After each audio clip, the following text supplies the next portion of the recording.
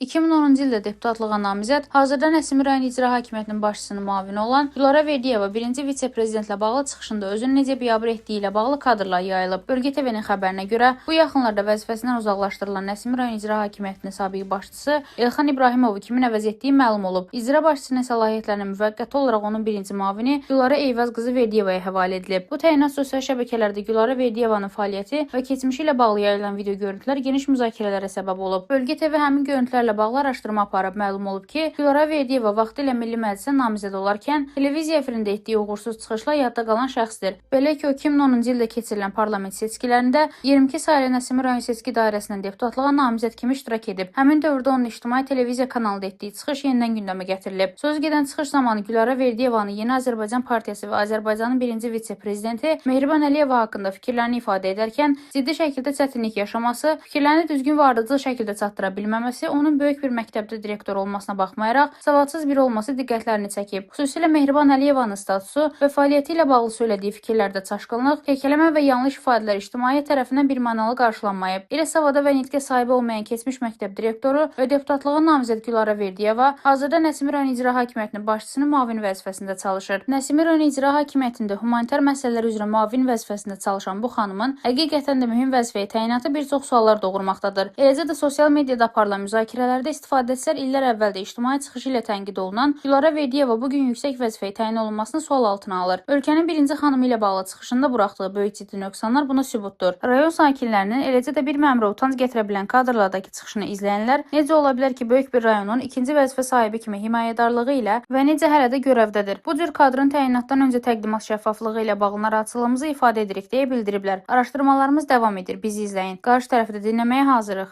Rəna Rövşən qızı, Bölgə TV.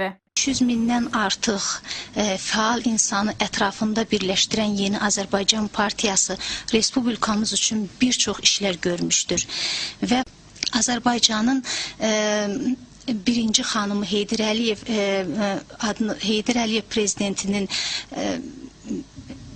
Heydər Əliyev Fondunun prezidenti, UNESCO və İSESCO-nun xoşməramlı xanımı Mehriban xanım Əliyevanın da təhsilimizdə çox böyük diqqət və qayğısı vardır.